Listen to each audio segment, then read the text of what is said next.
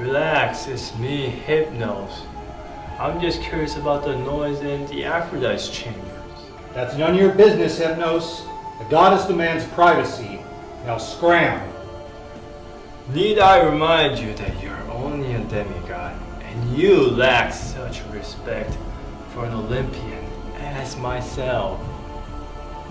Hypnospell.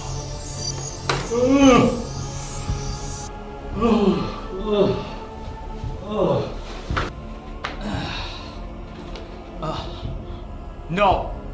No! This can't be! Wake up, you fool! We've been spotted by Helios! Why did you not warn me? I fell asleep. I don't remember.